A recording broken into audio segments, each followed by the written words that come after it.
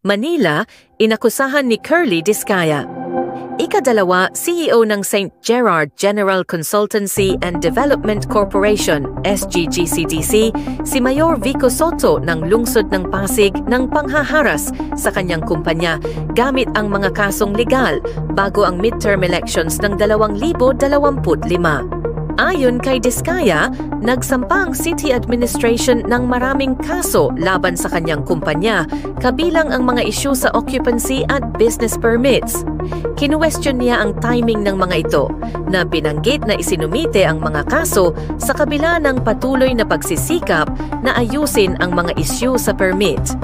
Ipinahayag ni Discaya na pakiramdam niya'y pinag-uusig at sinabi na ang SGGCDC ay nagtangkang makipag-ugnayan kay Soto, ngunit hindi umano sila pinansin.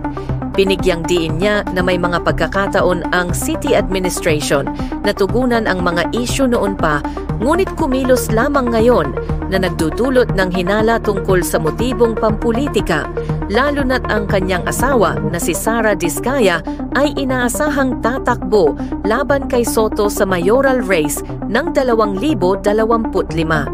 Bilang tugon, inakusahan ni Soto ang SGGCDC ng 2025 pagkakasangkot sa ilang kaso ng panloloko at anomalya sa iba't ibang kontrata na binigyang diin na ang pagiging politiko ay hindi dapat gawing kalasag laban sa mga responsibilidad na legal.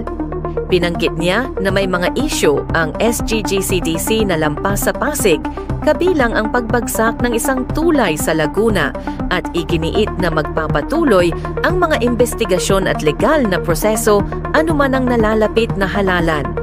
Itinanggi rin ni Soto ang mga aligasyon ng panghaharas at sinabing ang mga aksyon ng kanyang administrasyon ay bahagi ng pagpapatupad ng batas. Tiyakin na ang mga buwis ay nababayaran at tugunan ang mga paglabag tulad ng hindi tamang konstruksyon. Binigyang diin ng mayor na ang mga problema ng SGGCDC ay lagpas pa sa lungsod ng Pasig at itinanggi ang mga akusasyon na ang kanyang mga aksyon ay may motibong pampulitika. Samantala, itinanggi ni Discaya na naayos na ang mga isyu sa buwis at iniwan na ang St. Timothy Construction Corp. Case ang kanyang pagkakasangkot at sinabing wala siyang alam tungkol sa pagbagsak ng tulay na binanggit ni Soto. Bagamat hindi siya tatakbo sa taong 2025 eleksyon, ang kanyang asawang si Sara Discaya ay nakatakdang lumaban kay Soto para sa pagkaalkalde.